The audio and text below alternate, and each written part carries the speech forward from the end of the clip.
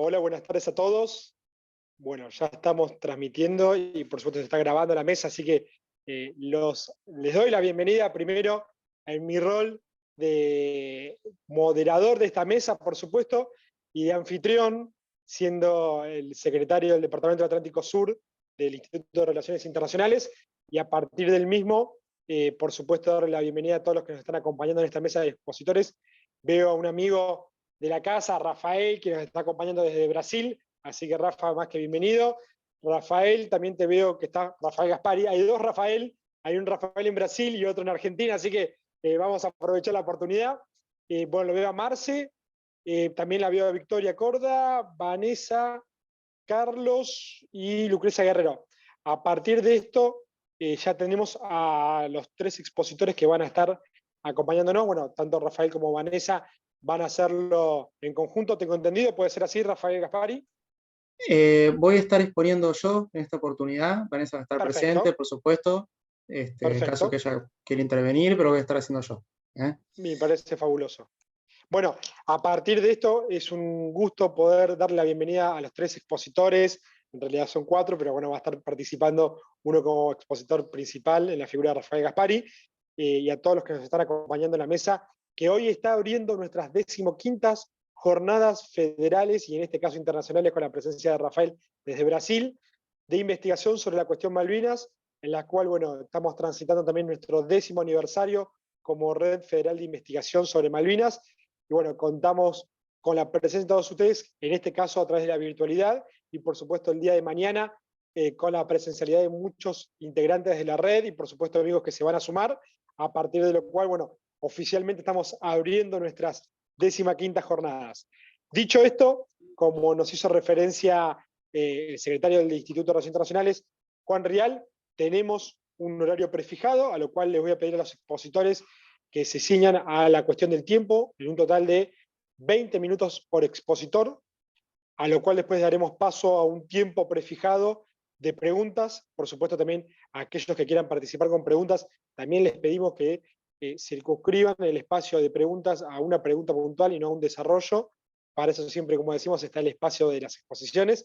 Así que bueno, dicho esto, los invitamos a todos a sumarse y por supuesto a continuar participando de estas jornadas que, si bien se inician hoy, tenemos actividad tanto presencial como virtual de acá hasta el viernes a última hora, así que bueno, bienvenidos sean todos a nuestras 15ª jornadas de la Red Federal de Estudios sobre Marinas, la REFEM 2065.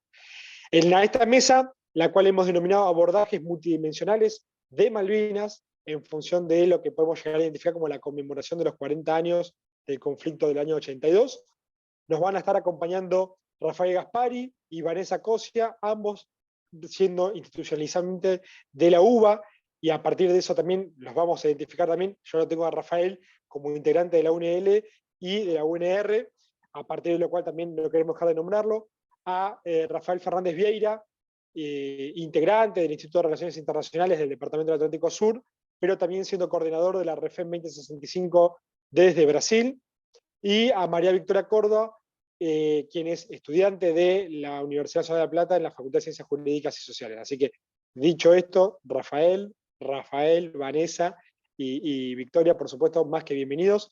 Vamos a empezar con vos, Rafael de Gaspari, ¿te parece? Digo por el apellido para identificarlos, pero de esta Perfecto. manera daríamos inicio, ¿sí? Así que, bueno, Bueno, Rafael, todo el tiempo tuyo, bienvenido. muy bien, muchas gracias. Yo voy a compartir pantalla. Me decís ¿Sí? si Por se ve favor, vamos bien. a probar.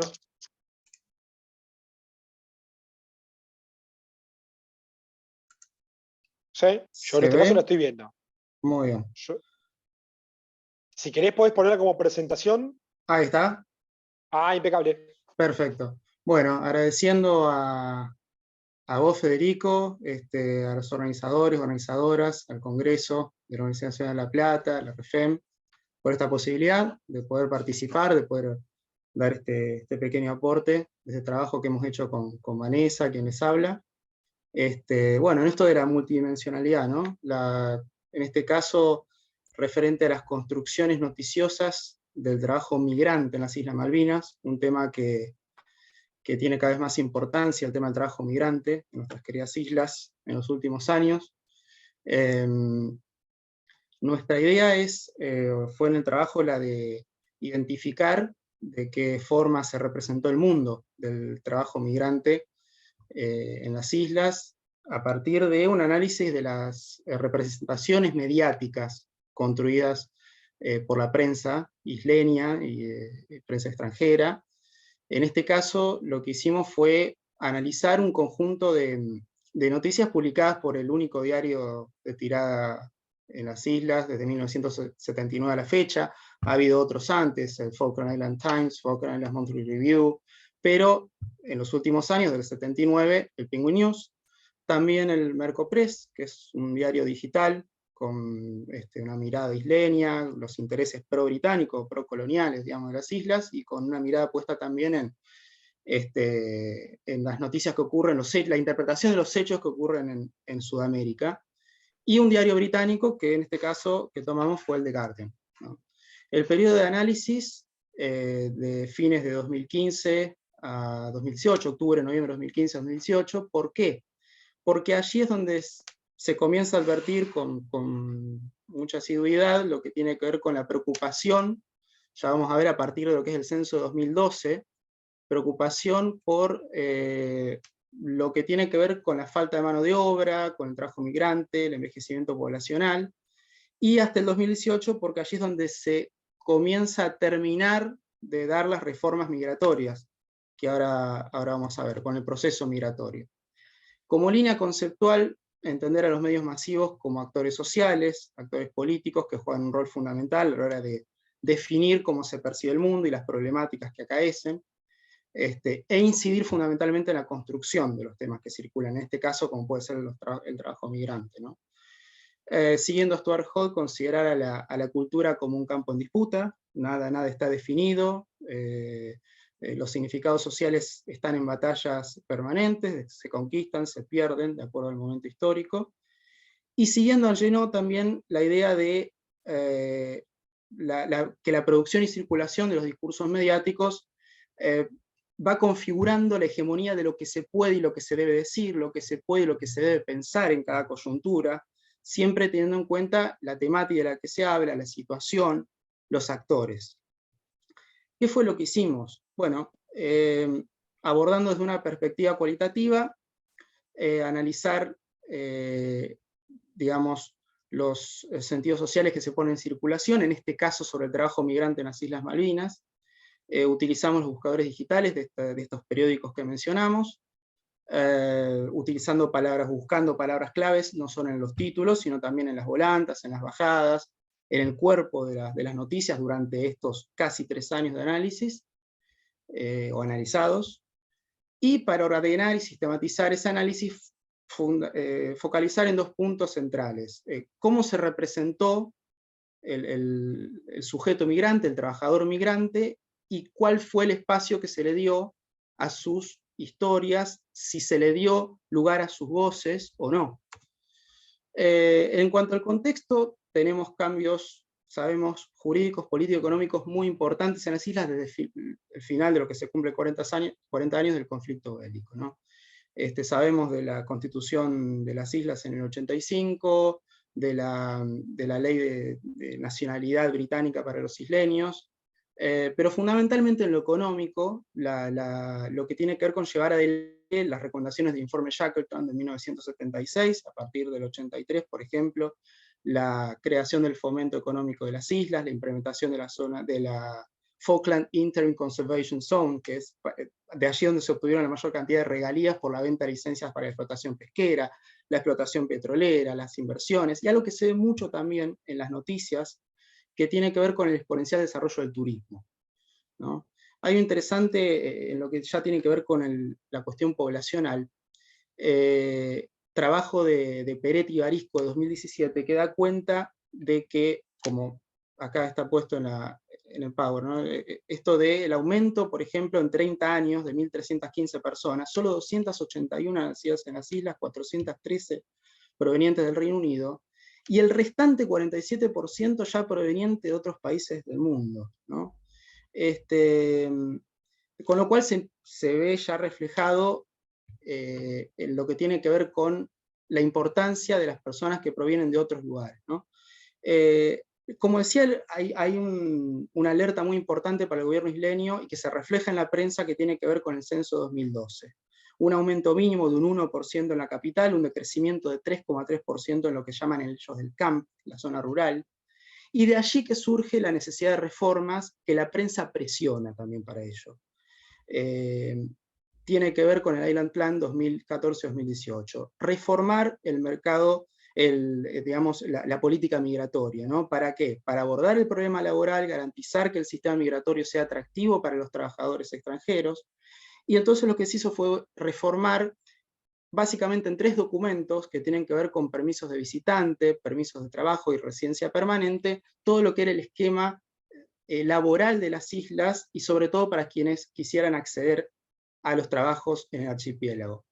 Por ejemplo, permisos de visitante donde los familiares de los visitantes también pudieran trabajar, los de residencia permanente poder pasar a ser isleños luego de 4 años en el Falkland Island Status, y lo que más interesa a los no residentes, a los que van por trabajos temporales, la posibilidad de poder solicitar permisos de trabajo de lo que antes era hasta 2 años, poder hacerlo hasta 4, y con la posibilidad de renovar.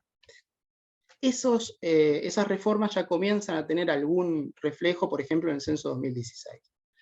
16% más de habitantes, se refleja, ya se disgrega en lo que ya existía, pero se puede ver con mayor nitidez la cantidad de habitantes de distintas nacionalidades, helenianos, que igualmente van en disminución por un desarrollo económico de Santa Elena, se vuelven a Santa Elena, aumenta la cantidad de chilenos, de zimbabuenses y sobre todo de filipinos.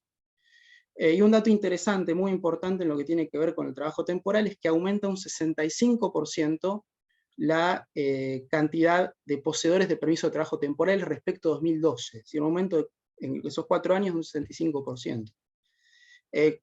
Islas que tienen un desempleo de apenas 1,9%, lógicamente, y un ingreso salarial que obviamente es muy atractivo para trabajadores de otros lugares, de 17.500 libras, un aumento de 5.000 libras anuales en las zonas urbanas.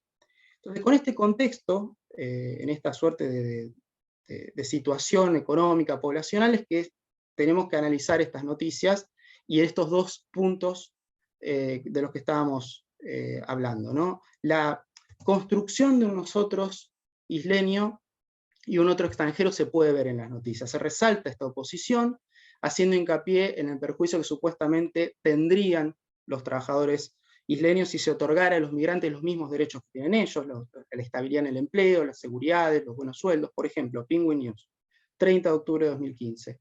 Los trabajadores que fueron traídos a las islas no deberían recibir un pago mayor que sus contrapartes locales, ya que ello podría causar problemas con la fuerza laboral local. O sea, discursivamente nos encontramos con un nosotros isleño, con mayores derechos, seguridades y garantías, que los que debería merecer una persona que viene desde otro lugar, ¿no?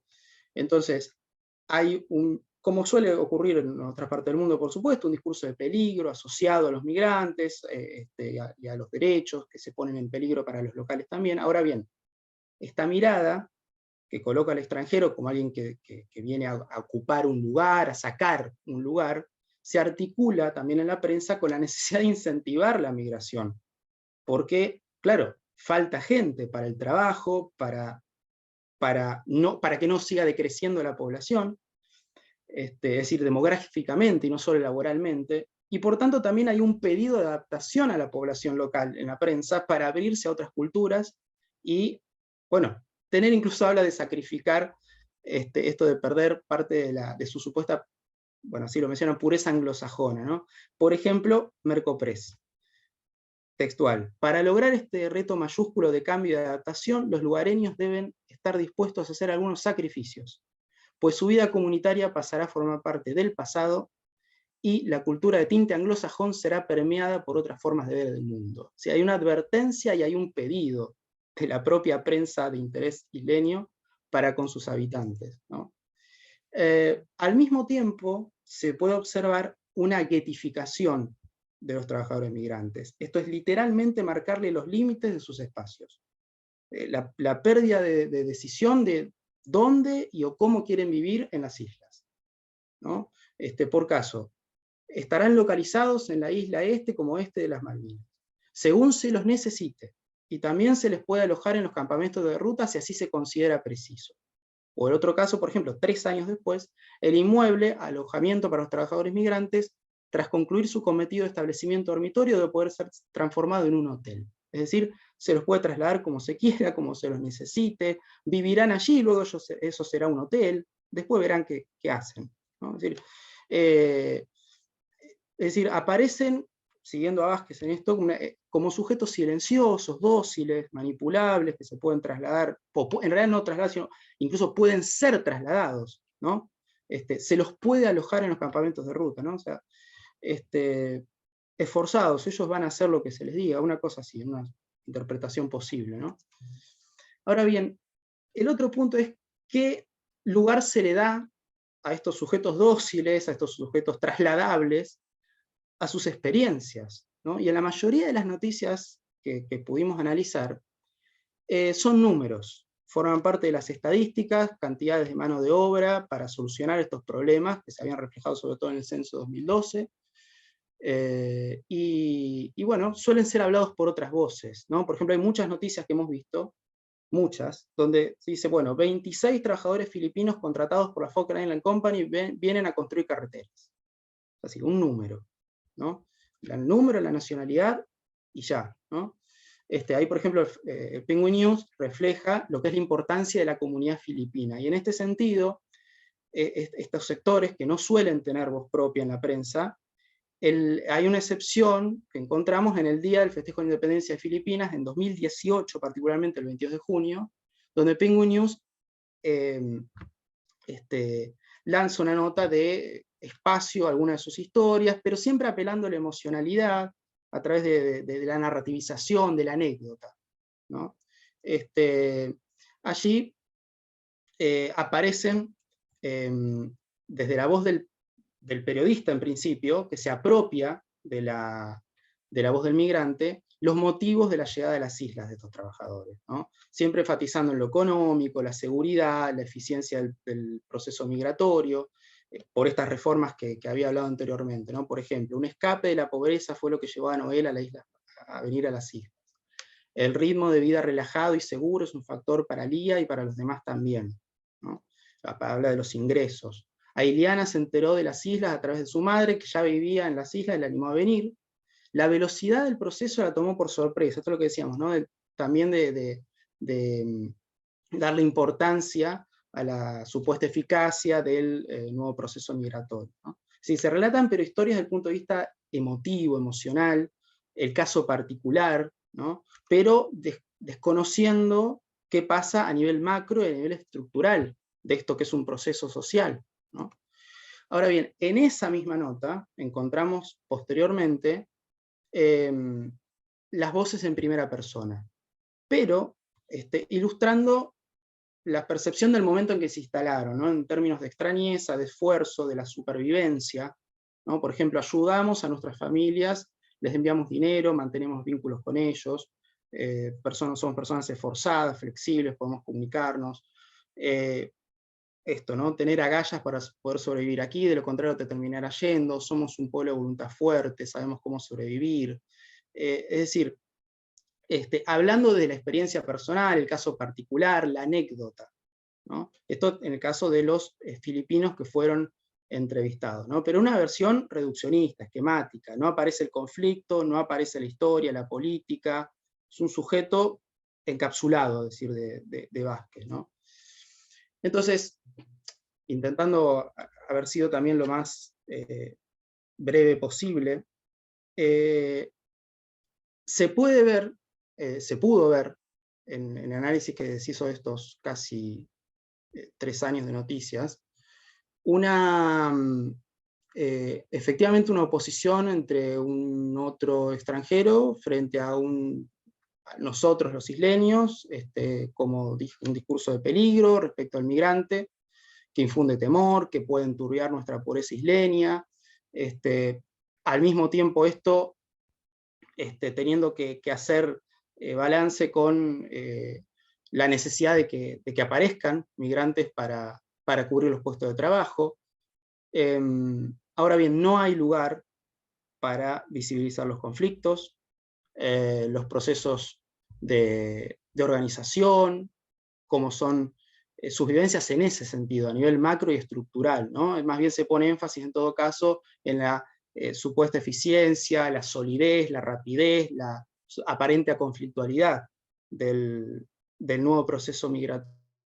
Y, como decíamos, en las pocas noticias que dan espacio a las historias de vida, se las presenta desde el punto de vista narrativo, espectacularizado, no hay una profundización de la problemática, de las luchas. ¿Hay resistencias o no? ¿Tiene alguna forma de organización o no? Eso no se puede ver en la prensa isleña, ni tampoco en la prensa británica analizada.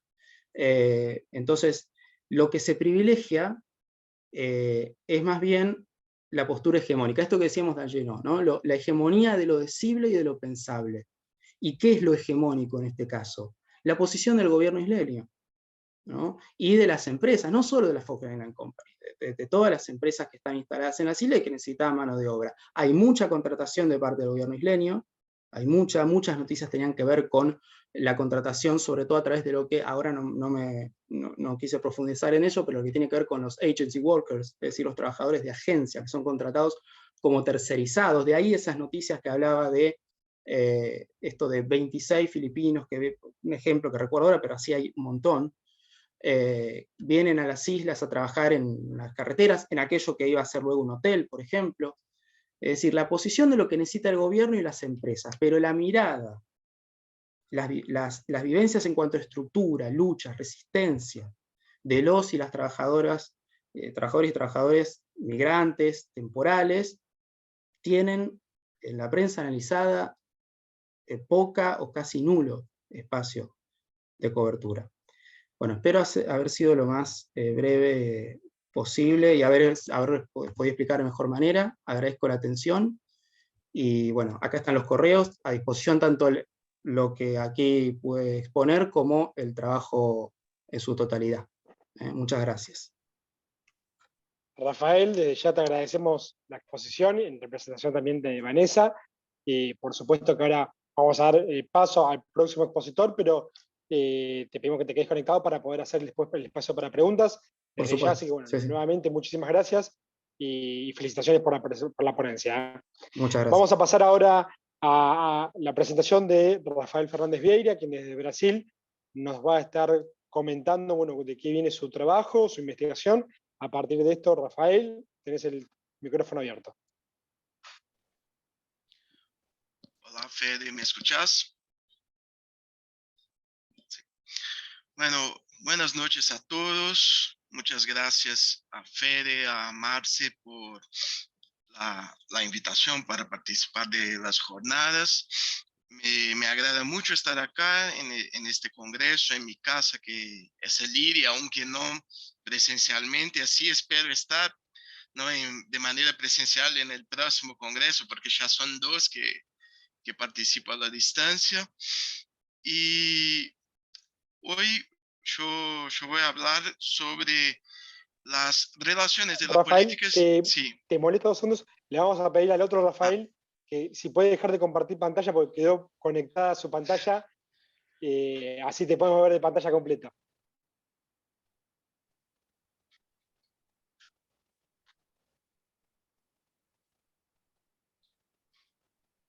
No sé ustedes si lo ven, yo estoy viendo todavía la pantalla de yo Rafael también. y de Vanessa.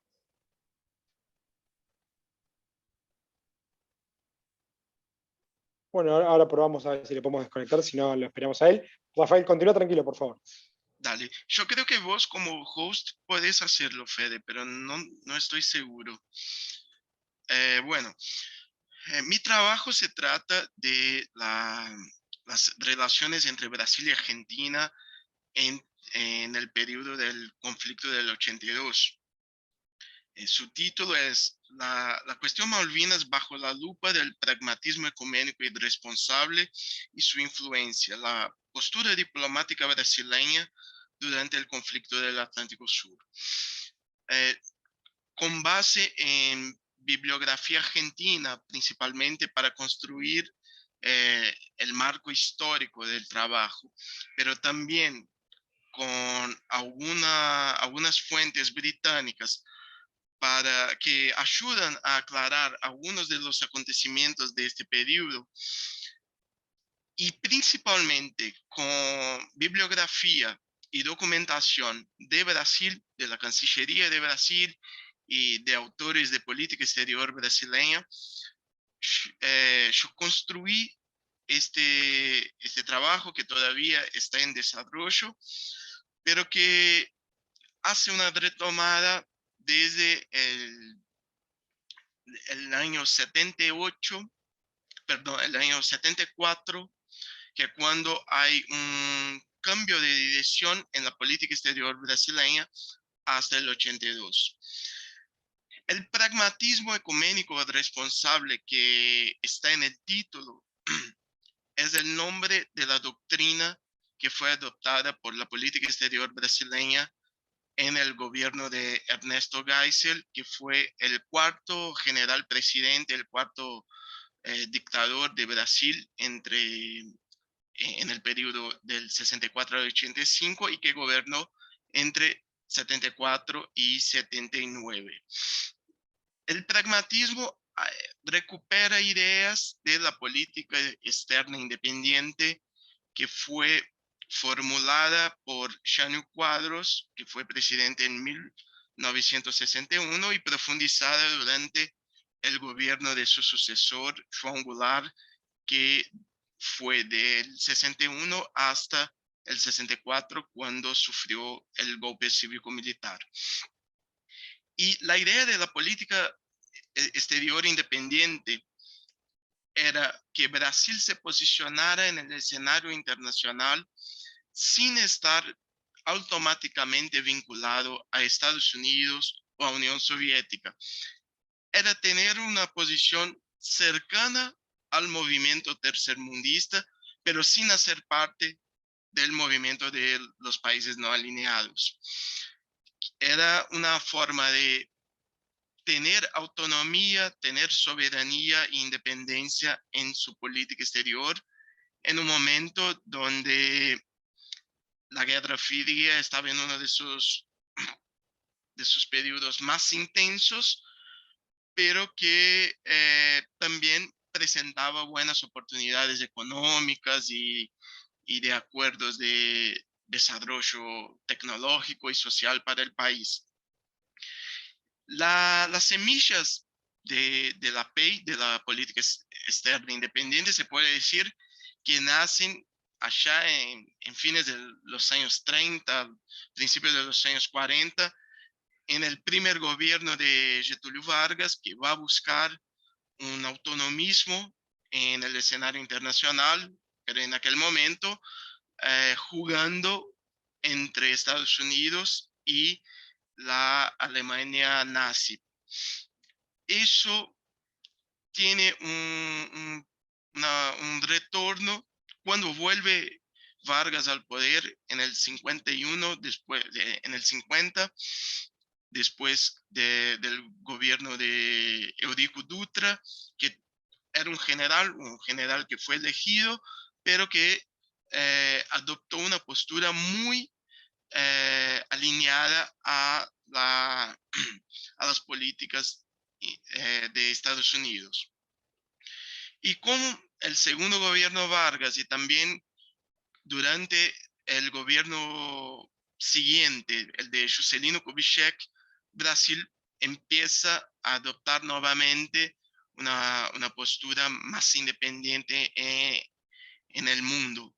Tanto que Kubitschek va a romper con el FMI en el 58 y eso genera una serie de situaciones en la política exterior brasileña que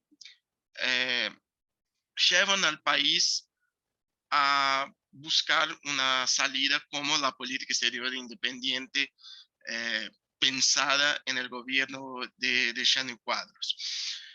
Pero con el golpe en el 64 hay una interrupción de ese desarrollo y va de ese desarrollo durante primer gobierno militar de Castelo Branco, que otra vez Brasil va a estar alineado automáticamente a Estados Unidos, pero a partir del gobierno de Costa y Silva, con la diplomacia de la prosperidad, el país vuelve a buscar un autonomismo internacional.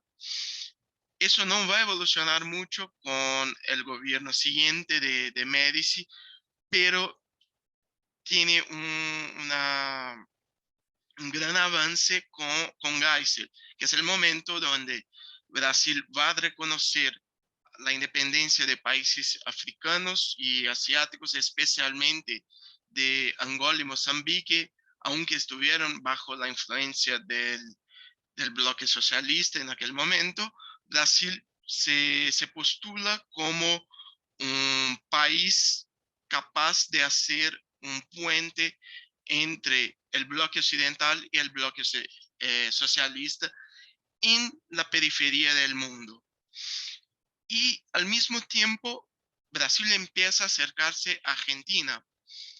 Las tensiones que habían entre los dos países, principalmente por el tema de las usinas de Itaipú y de Corpus, empiezan a distenderse. Hay el acuerdo de Itaipú y Corpus que permite que haya una aproximación entre Brasil y Argentina, y Brasil también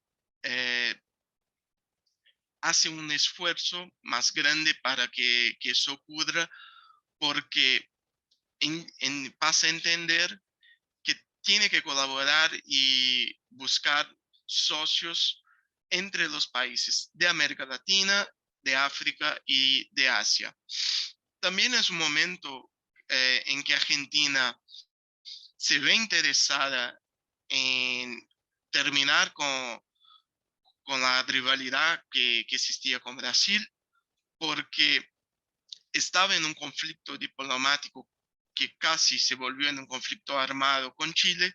Entonces no era interesante para la Argentina tener tensiones en dos frentes, en su frontera occidental y en su frontera nordeste. Y también un momento donde los dos países sufren con la actuación del gobierno estadounidense de Jimmy Carter con el tema de las presiones y las sanciones por las violaciones de derechos humanos que ocurrían bajo las dos dictaduras. Y así nace el pragmatismo ecuménico responsable, que es pragmático porque no interesa ideologías, sino es una búsqueda por lo que sea más ventajoso para el Brasil. Es ecuménico también por eso, porque no excluye a nadie, considera mantener y desarrollar relaciones con todos los países, independiente si pertenecen a este o aquel bloque, y responsable porque aunque haya toda esa flexibilidad en las relaciones, una postura autónoma y por veces desvinculada de Estados Unidos, Brasil sigue reconociéndose como un país que es parte no solo del bloque, pero del mundo occidental, que es parte de la cultura occidental y de la filosofía, del modo de pensar occidental.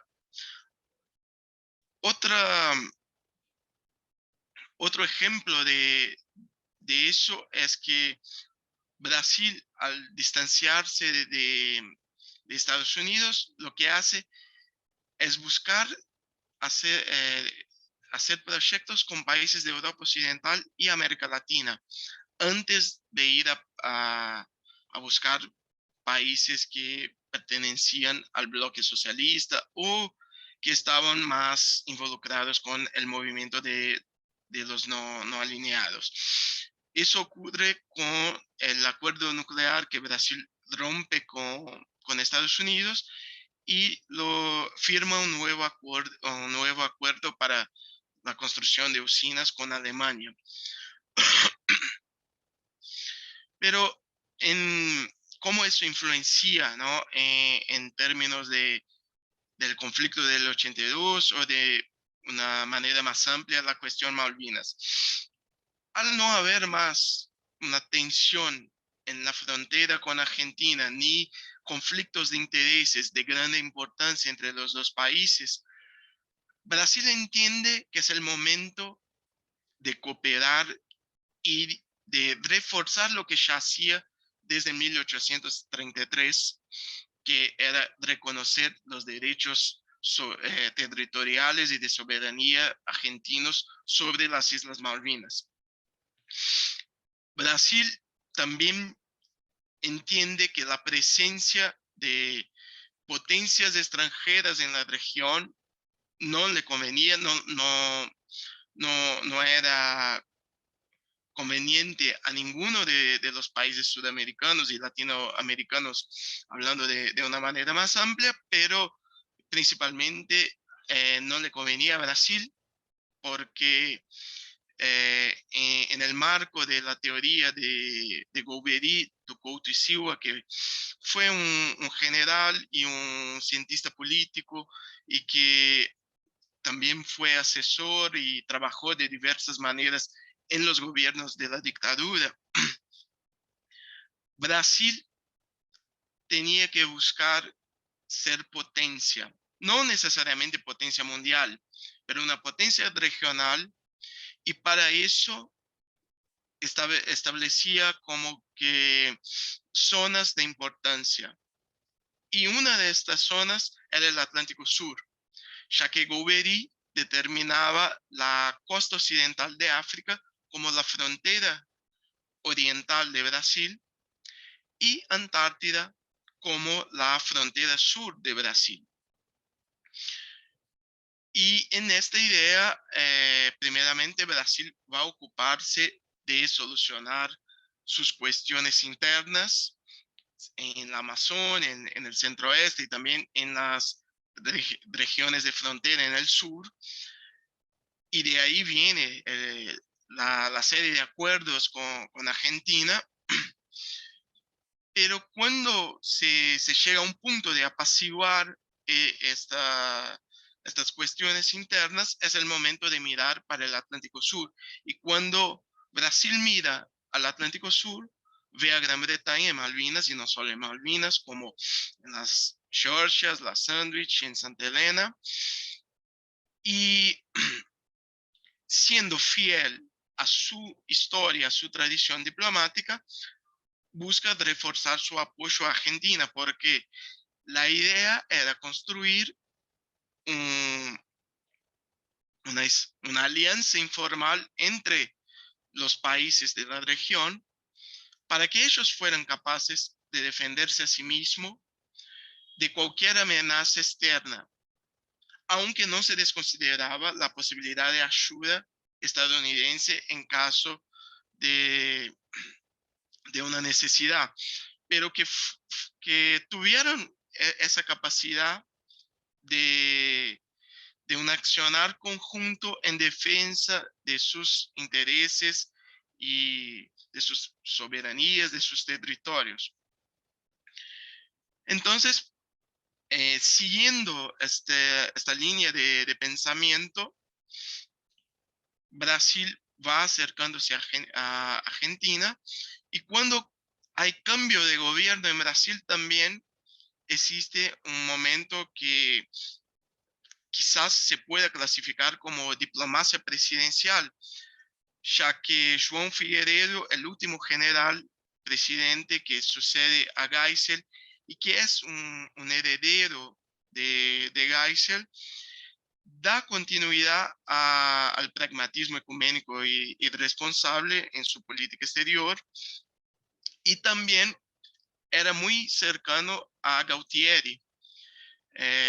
Había una amistad entre los dos, y por muchos momentos, antes, durante y en el posterior inmediato del conflicto, por más de una vez estuvieron en contacto.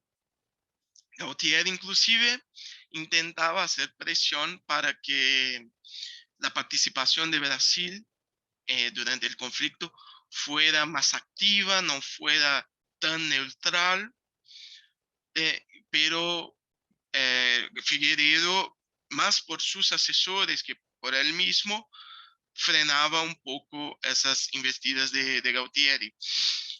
Y Brasil durante el conflicto, desde la retomada de las islas en el 2 de abril, busca intervenir en favor de Argentina, aunque se haya declarado neutral.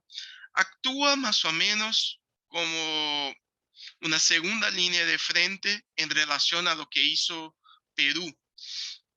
Brasil no se expuso tanto y no se puso de la misma manera como Perú se puso al lado de Argentina, pero asumió la representación de los intereses argentinos en Gran Bretaña cuando hay el rompimiento de relaciones diplomáticas entre Reino Unido y Argentina, y también permitió que vuelos de aerolíneas argentinas con origen en Libia, Israel y destino a Argentina pudiesen transitar y hasta hacer paradas en el territorio brasileño, vuelos que tenían como cargas eh, armas, municiones, repuestos de aviación y, y equipos para las tropas de infantería argentina. También colaboró con la venta o préstamo, es una cosa que nunca queda muy claro cómo fue hecha, pero con la cesión de aviones de patrulla para la zona del Río de la Plata. Y hay el episodio, quizás la participación más conocida de Brasil durante el conflicto, el episodio donde dos cazas brasileños interceptaron un bombardero Vulcan y lo hicieron bajar en Río de Janeiro, lo retuvieron por unos días, lo desarmaron, lo devolvieron a los británicos, pero sin las armas. Las armas solo fueron retornadas cuando tuvo fin el conflicto. Y todo eso se dio por el interés de Brasil en no ver a potencias extranjeras cerca de su territorio. No era solo una cuestión de amistad o de solidaridad, que hoy se habla mucho de eso, pero en aquella época no. Era una cuestión mucho más pragmática, mucho más política en el sentido crudo de la palabra y claramente estratégica. Eh, y eh, el posicionamiento de Brasil en este periodo fue determinante para marcar cómo serían las relaciones entre los dos países Rafael, te quedan 5 minutos. okay, en las décadas siguientes, y también en cómo se construiría la política exterior brasileña. La, me perdí un poco. Eh, durante los gobiernos de Sarney, de Collor, de Itamar Franco, Fernando Henrique Cardoso, Lula y Dilma Rousseff, se notó con grados variados de intensidad, pero esa intención de siempre estar construyendo una alianza regional y defendiendo de manera conjunta los intereses de los países de la región y de la propia región. Hubo una ruptura durante el gobierno Bolsonaro, donde se dio más importancia a las relaciones bilaterales, pero en el general Brasil mantuvo una postura de multilateralismo en estos años, de acercamiento y colaboración con Argentina, pese a algunos episodios que todos sabemos de aviones o buques que a veces pararon o paran en Brasil con banderas que no deberían ser aceptadas, pero en lo general hay esa idea de colaboración y de construcción que ahora también tiene un aspecto de solidaridad eh, regional y solidaridad con relación a la posición que Brasil y los demás países sudamericanos ocupan en el mundo. Muchas gracias.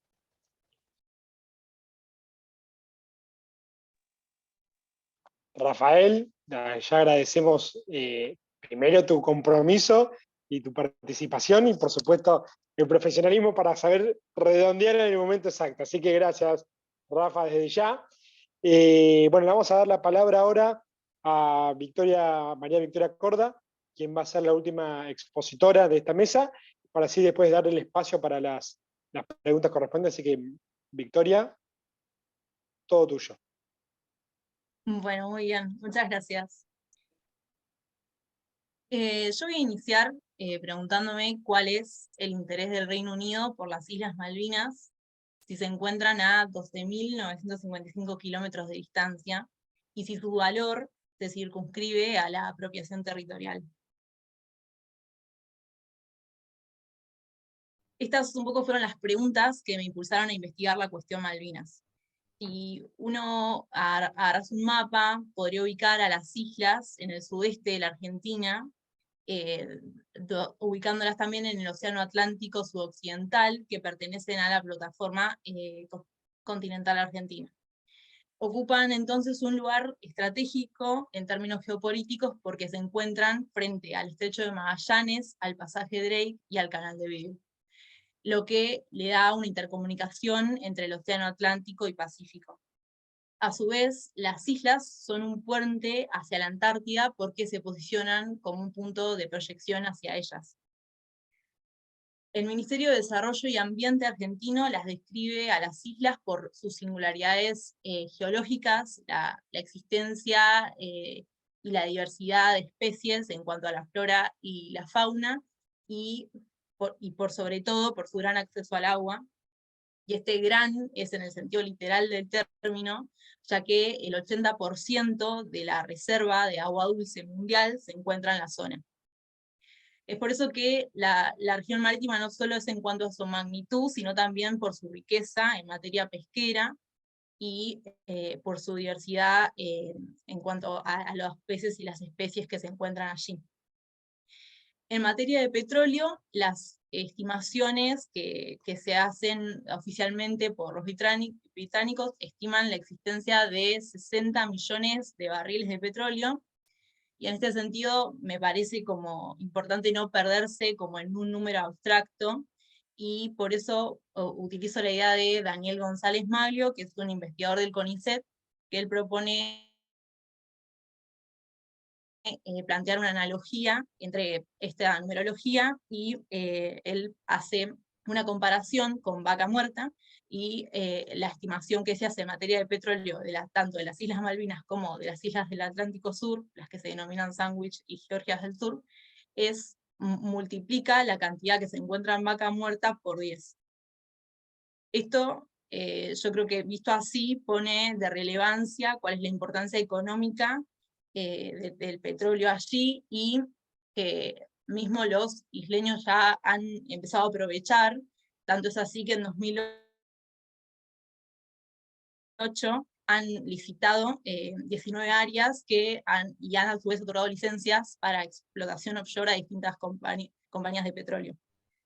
Toda esta descripción de manera general no puede descontextualizarse, sino que tiene que asignarse a un espacio internacional actualmente dinámico y que está asignado por violentas disputas en torno a los bienes naturales, a la posibilidad de explotarlos y mercantilizarlos. Por eso la presencia del Reino Unido en una zona tan rica en materia de recursos naturales no es menor, sino que responde a la confluencia de intereses que se despliegan en función de la búsqueda de control de circuitos geoeconómicos que se asocian a modelos y procesos de valoración de un sistema contemporáneo capitalista. Hasta acá lo expuesto, me parece como sincero hacer la pregunta de si conocemos esto, y por eso esta pregunta al principio me parecía como, bueno, muy interesante, preguntarme, bueno, si toda la población argentina conoce esto, pero rápidamente me di cuenta que es una pregunta un poco pretenciosa y que tal vez se me escapaba de las manos para la investigación, pero no obstante, circunscribí esta pregunta a los estudiantes de abogacía de la Facultad de Ciencias Jurídicas y Sociales de la Universidad Nacional de La Plata. Entonces, para ello me propuse hacer una encuesta que fue anónima y tuvo una recepción de 200 respuestas. Los encuestados fueron en un rango de edad desde los 18 hasta los 65 años, fue la persona más grande que contestó, pero el mayor cúmulo de respuestas, fue entre los 21 y los 28 años. Hubo una pregunta que era si ellos habían nacido en la provincia de Buenos Aires o si no, también que habían nacido en la Argentina. 180 personas contestaron que habían nacido en la provincia de Buenos Aires, y solo 20 que no, haciéndolo en provincias como Río Negro, Tierra del Fuego, Chaco, Santa Cruz. En ese sentido había bastante diversidad, y solamente 3 personas que nacieron en el exterior, en países como España, Paraguay y Perú. Estas 2 preguntas preliminares como que buscaban conocer la representatividad geográfica de los encuestados y también su rango generacional. Respecto al contenido, para comenzar pregunté si conocen la cuestión Malvinas, y 197 personas me contestaron que sí, y solo 4 que no. Y después, adentrándonos, pregunté también, tomando la bandera paradigmática del Centro de Excombatientes de las Islas Malvinas, el CECIM, preguntando si ellos conocían que la cuestión Malvinas data de 189 años y no solo 40, es decir, como reivindicando un largo periodo de reclamos de diplomáticos, no solo circunscribirlo al conflicto bélico, y para mi sorpresa 167 personas me contestaron que sí que sabían, y solamente 33 personas que no. Y en cuanto a los recursos naturales, que digamos es el tema principal del trabajo, pregunté si conocían la existencia. 111 personas me contestaron que sí, y 89 que no, y había una pregunta adicional para quienes contestaran que sí, que bueno, cuáles eran los recursos que ellos conocían. Entonces hice como un ranking en cuanto a las respuestas, sobre cuáles eran las más contestadas. En primer lugar, contestaron que conocían la existencia del petróleo, en segundo lugar de la pesca, en tercer lugar de los recursos minerales, y algunos hicieron mención al agua, a la lana, que ganado vino, eso me sorprendió porque es un dato bastante menor, y solo una persona, contestó que había también una relevancia en cuanto al posicionamiento estratégico por la cercanía a la Antártida. Por último, pregunté si consideraban importante que la cuestión Malvinas forme parte de la agenda pública. Esta pregunta era por sí o por no. 192 personas contestaron que sí, que lo creían importante, y 8 que no. Y había una pregunta de profundización, tanto para aquellas personas que contestaban que sí y que no. En el trabajo resalto 5 preguntas, 5 respuestas de aquellas personas que contestaban que sí, que lo creían importante. Tal vez tomo algunas para leerlas y no apropiarme su voz. Algunas respuestas fueron que entienden que es importante porque es una cuestión de soberanía y lucha contra el imperialismo. Otra respuesta fue que les parece que es una cuestión no solo sobre los recursos, sino también sobre soberanía, y que una última, acotada a la exposición oral, que es que entienden que es importante porque debería ser una cuestión a la cual todos los habitantes argentinos tengamos que tener conocimiento debido a la importancia y trascendencia que tiene en nuestra historia, y tenemos el derecho y el deber de saberla. Bueno, elegí estas 3 respuestas para la exposición porque creo que traen conceptos como soberanía, que es una cuestión no solo de recursos, sino de soberanía, y también porque traen a colación esto de que es una necesidad el conocimiento por parte de la población argentina de esto, y el correlato de derecho y deber. Eso me parece que es muy importante y que como que sigue el hilo de la exposición. Después de conocer la voz de los estudiantes, me volqué a pensar cuál es el paso por la facultad en cuanto a los contenidos formativos de la institución, preguntándome si la temática de la cuestión Malvinas se encuentra en el plan de estudios, si está en los programas de estudio de cada materia.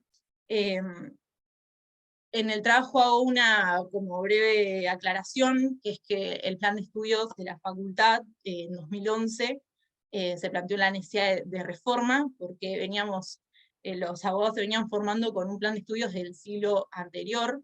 Entonces se pone en debate esta idea de, bueno, la necesidad de reformarlo y reformular sus contenidos, así como también la necesidad de adaptar al profesional a las necesidades actuales. Entonces es por eso que se inicia este plan de reformulación, y después de mucho tiempo de trabajo, en 2017 el resultado es el plan de estudios nuevo, que es el plan 6, y que tiene como máxima expandir las posibilidades formativas de la trayectoria académica, y se puso en vigencia en 2017, es decir, es bastante reciente, tiene solo 5 años, 6. Bueno, en base a esto, y un poco volviendo a la cuestión formativa, entendí que la cuestión Malvinas es de interés público, y por eso me pareció importante, bueno, revisar las materias, de las cuales el programa arroja un total de 38, y de las que son de derecho público son 10. Entonces analicé en ellas, en su programa de estudio, si se encontraba o no la temática. Para ello utilicé la página oficial de la facultad, así como también las cátedras virtuales, que es de uso interno, pero que también es una página oficial de la facultad. Entonces, empezando por primer año, en Derecho Político, no encontré en ninguna de las 3 cátedras el tratamiento de la cuestión Malvinas, solo en la cátedra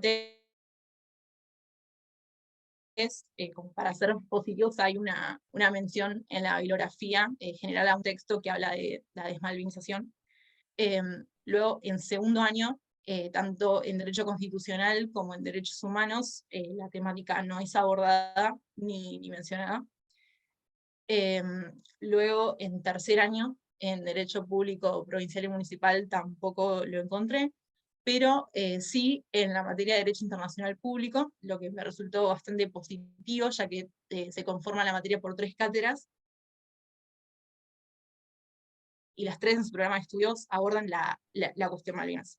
Y luego, en cuarto año, tanto Derecho Administrativo 1 como Derecho Agrario, ninguno de los programas hacía mención, así como tampoco en Derecho Administrativo 2, Derecho a la Navegación, Derecho a la Minería, y Derecho Agrario, que son materias de quinto año. Ninguna de estas materias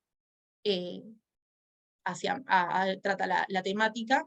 Por lo tanto, el resultado de este análisis es que de 38 materias, 10 son de Derecho Público y solo una aborda la cuestión Malvinas. Bueno, después pensé en otro recorrido por la facultad, uno físico, y así poner en práctica el concepto de marcas territoriales. Este concepto lo define Elizabeth Selin como las marcas físicas, las simbologías, los signos que se encuentran en espacios vividos. Y también tomé otra idea del acá presente Marcelo Troncoso, que él dice que en nuestro territorio existen una multiplicidad de marcas territoriales referidas a Malvinas, y que estas buscan reafirmar y resignificar el sentido, y que siembran también distintas simbologías y construcciones de sentimientos diferenciados en el espectador. O sea, como que las marcas territoriales no están inmutables en el tiempo, sino que proponen un espacio de construcción constante. Entonces, con este concepto, y atravesando la facultad, encontré un mural referido a Malvinas, que justo se inauguró este año, con motivo del aniversario de los 40 años del conflicto armado, y bueno, se llevó a cabo un homenaje en el cual dieron como distintas diplomas y reconocimientos a los excombatientes que fueron graduados de nuestra facultad. Y bueno, este mural se encuentra en un espacio bastante concurrido, bastante habitado y cotidiano, que es un espacio de reunión, porque en él también hay para aquellos que no conocen la facultad, han puesto como un sillón en el cual la gente conversa, y además es un lugar de pasto, es un lugar de encuentro porque está cerca del buffet y está cerca del patio, y se suele ver a la gente sentada ahí. Entonces me parece como que es un buen lugar, y es un espacio de construcción también. Bueno, hasta acá el análisis de la facultad, y el porqué de haber elegido esta institución es porque creo que es un buen muestrario de la educación pública de nuestro país, que tiene como principal garante al Estado, y además es una institución pública que está enmarcada en un espacio público, y eso me parecía muy importante. También como forma de materializar a lo que también propone el trabajo, que es como repensar la soberanía, digamos, no solo como la soberanía clásica, territorial, circunscrita a la autoridad en un espacio determinado geográficamente, sino como esta idea de que los pueblos, que sean las personas que habitan un determinado espacio, las que puedan decidir cómo es que quieren llevar a cabo su forma de vida, y teniendo como horizonte el desarrollo de una vida digna. Entonces es por esto que también entrelazo otros conceptos de soberanía, como son la soberanía de los recursos naturales, es decir, el manejo de los mismos, un manejo consciente, y que también se enmarque en un estado de crisis climática que estamos atravesando, y en la gestión sustentable de los recursos, así como también el concepto de soberanía alimentaria, que es como el derecho de los pueblos a decidir de la manera en la que quieren alimentarse, de la manera en que quieren producirlos, estos alimentos. Entonces, es por eso que se liga necesariamente al derecho a la educación y a una construcción de una soberanía científica y a un desarrollo digno de la vida. Es por eso que llegando hacia el final, de la exposición, creo que estamos en condiciones de hacernos una nueva pregunta, porque este trabajo nunca se propuso ni buscó arrojar certezas, sino que justamente todo lo contrario, como busca inquietarnos y preguntarnos qué estamos haciendo hoy por la construcción de la soberanía. Muchas gracias. Bueno, gracias a vos, ya Victoria, por supuesto, por presentar este trabajo y a partir de esto buscar aportar a lo que es la construcción de la cuestión Malvinas, desde un espacio muy novedoso que es el abordaje desde los contenidos universitarios, por supuesto, y de lo que es el tratamiento en la formación de grado. Así que Victoria, muchísimas gracias.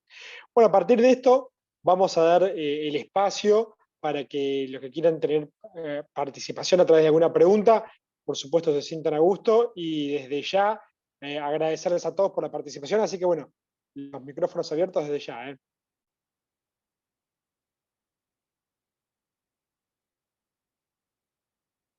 Yo espero, seguramente el secretario, bueno, tengo a Carlos Sánchez, que ya tiene una pregunta. Carlos, no sé si te puedes a ver, probá. Acá estoy, Fede, ¿cómo estás? Perfecto. Estoy tratando de sacarlos. Ahí estamos, no quiero hacer chivo, pero estamos en el Hotel San Marcos de La Plata, desde San Juan, acá. Estamos todas acá las colegas, voy a dar vuelta a la cámara. Buenas tardes. Hola, buenas tardes. Hemos llegado hoy. Una pregunta breve, en realidad, la verdad, las charlas son bastante profundas y más que para preguntar, da para seguir leyendo y investigando. Voy a empezar por Rafael Gaspari, que fue el primero que habló. Yo le preguntaría a él cuál cree que es la incidencia de la inmigración en el despegue de Malvinas como una, independientemente del Reino Unido, ¿cuál es la incidencia que puede tener? Ellos se niegan a tener inmigración porque pueden perder su identidad, entre comillas, porque identidad malvinense no hay, no son un pueblo. Pero por otro lado, la inmigración es lo que les permite tener cierto desarrollo económico y una quizás mayor progreso en base a la fuerza de trabajo que puede venir de otros lados. De hecho, mostrabas vos ahí que gracias a la inmigración subía la población, que es algo que en Malvinas no ha sucedido nunca, por las políticas regresivas y discriminatorias que siempre han tenido, principalmente hacia los argentinos. Pero bueno, es una sociedad bastante discriminatoria y xenófoba en cierto sentido. Y nada, la pregunta iba por ahí, ¿cuál crees vos que es la incidencia de permitir más o menos inmigración? Bueno, gracias Carlos por la pregunta. Mira, no sé si estoy en condiciones de responder concretamente la incidencia real que pueda tener en todos los aspectos. En tanto el trabajo que hemos realizado y las lecturas que hemos hecho de otros trabajos, evidentemente que la incidencia es cada vez mayor. Es decir, hay una estructura social en las islas que se está modificando, y aquí ya me atrevo a decir que es algo que tenemos que estudiar cada vez más. Es decir, las Malvinas del 82, ni hablar la de antes del conflicto bélico, no son las mismas, en términos de estructura social. Es decir, vemos, yo no sé, no habrá sido vos, no fui yo a las islas, pero seguramente si fuéramos, veríamos caminar por las calles a filipinos, a zimbabuenses, a chilenos, a, no sé, seguramente alguna nacionalidad que se me está escapando, y por lo que se puede ver de los datos, porque repito, no físicamente uno no está ahí, uno estuvo ahí, pero es cada vez mayor, es creciente, se refleja en los últimos censos, salvo por ese ejemplo que di de los helenianos, En el resto de los casos es cada vez mayor la incidencia demográfica de los inmigrantes y el efecto que esto tiene en, al menos como yo reflejaba en el tema de la prensa, ¿no? Como lo refleja la prensa, que bueno, esto nos ayuda a cubrir la falta de mano de obra, a volver a tener crecimiento demográfico, o al menos achatar el decrecimiento que se había visto en el censo de 2012, y ahí es donde tiene mucha importancia lo que yo no quise adentrarme, que es los trabajadores de agencia, que son trabajadores tercerizados, lo que diríamos, ¿no? O sea, la Falkland Island Company o el gobierno isleño u otra empresa contratando a una agencia de trabajo que trae trabajadores temporales. El gobierno, o sea, el contratante no paga las cargas patronales, de eso se encarga la agencia, si es que se encarga, ¿no? Entonces, hay que ver en todo caso, ahora lo que habría que analizar es si esos trabajadores que llegan se van o se quedan, para poder ahí concluir realmente qué incidencia tiene en un verdadero cambio en la estructura social o no. Eso lo podremos ver, calculo yo, en años subsiguientes. Pero, digamos, lo que está claro es que el movimiento poblacional, en una estructura, como vos bien decís, de una sociedad muy cerrada, que creo yo lo ha hecho para poder fortalecerse en su posición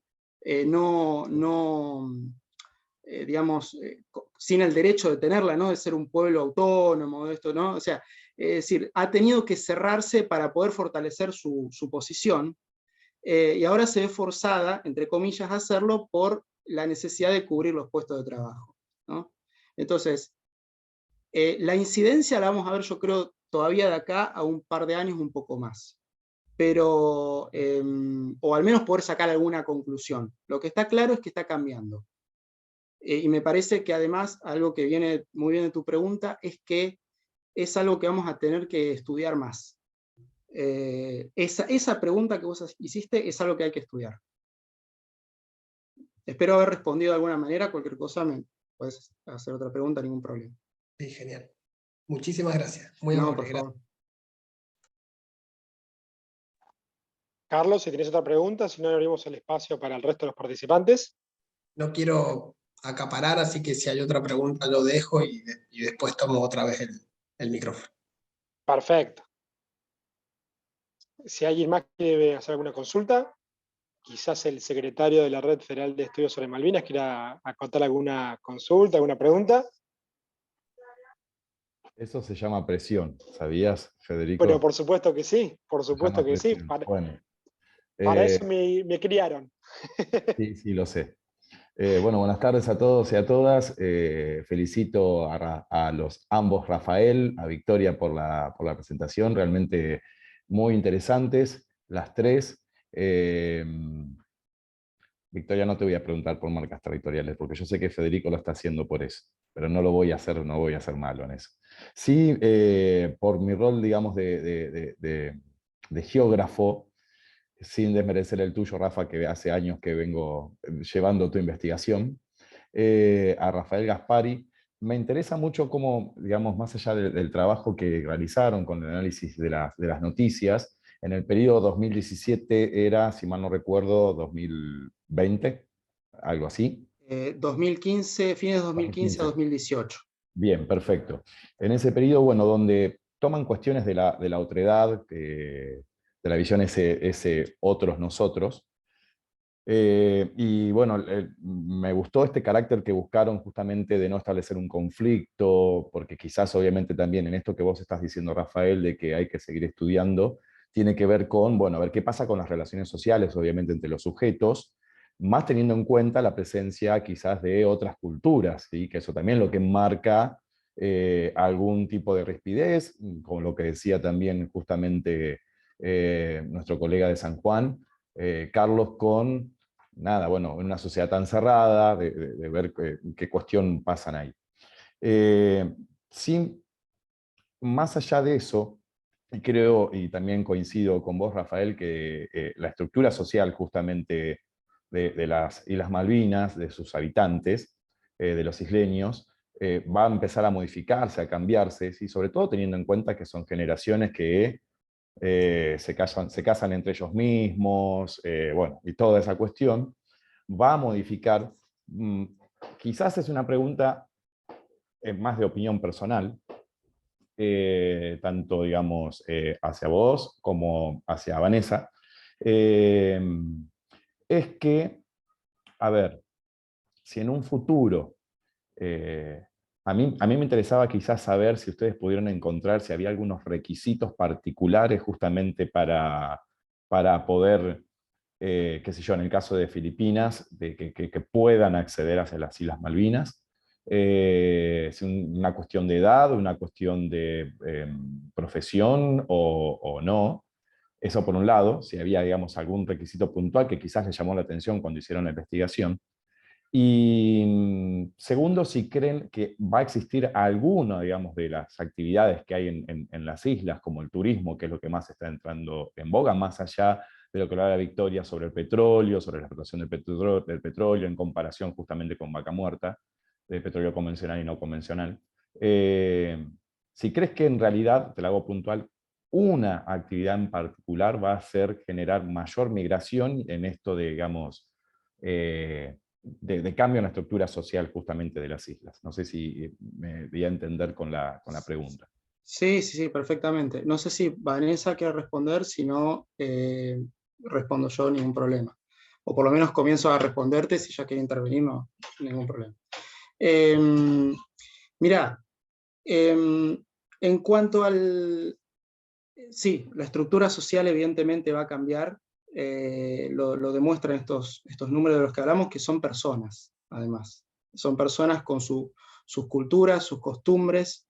No vamos a repetir lo que vimos que hacen con los migrantes, ¿no? Convertirlos en números. Entonces, ahí es donde se produce el cambio, ¿no? En qué trae el migrante a las islas. No encontramos requisitos en particular, más allá de lo que por ahí puede exigir toda administración pública que tiene que ver con... Exacto, encontramos... No, lo dice Vanessa, ¿no?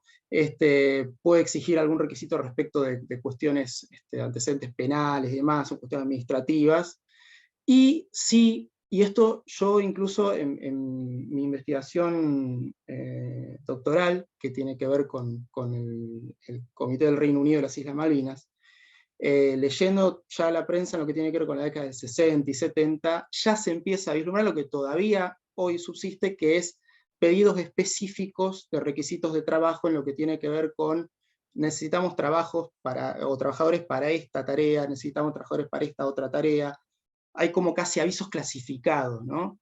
Incluso algunos ni se publican en la prensa y directamente se trasladan a la empresa que quiere contratar y dice, mire, el gobierno le dice, necesitamos construir carreteras, ¿no? Entonces, por ahí se comunica con la Falkland Company o con alguna otra empresa, y le dicen, bueno, contratan con trabajadores de agencia, como yo decía, o sea, tiene que ver con pedidos en particular, como si fuera un aviso clasificado, pero no otro requisito, digamos. Y en lo que sí me parece que, en lo personal, más allá de, porque por ahí uno piensa la prospección petrolera y la cuestión pesquera, es siempre lo que más genera ingresos, ¿no? En términos de regalías, de venta de licencias y demás. Ahora, lo que tiene cada vez más desarrollo, y lo pudimos ver en las noticias, quizá no lo reflejamos tanto en el Power que presenté, sí se menciona, es el tema del turismo. Que uno lo ve desde acá y uno dice, pero ¿quién va a querer ir a estas islas frías, lejanas? Bueno, ellos vinieron a ocuparlas, ¿no?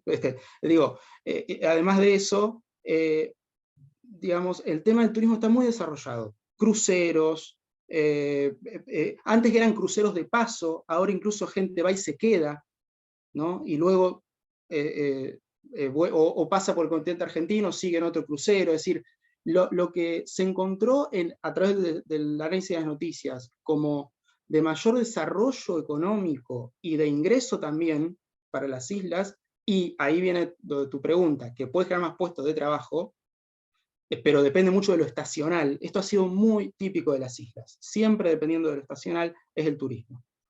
Pero centrándome en lo que tiene que ver con los puestos de trabajo, ¿no? Pero lo de siempre también, la explotación petrolera y sobre todo la pesquera en materia de puesto de trabajo es muy importante. Ahora, como nota distintiva que uno puede decir esto me sorprendió, es el turismo. No sé si te puedo responder, pero... No, sí, Rafael, muchísimas gracias. Bueno, no, por favor. Bueno, también dejamos el espacio si alguien más quiere hacer alguna consulta, alguna intervención.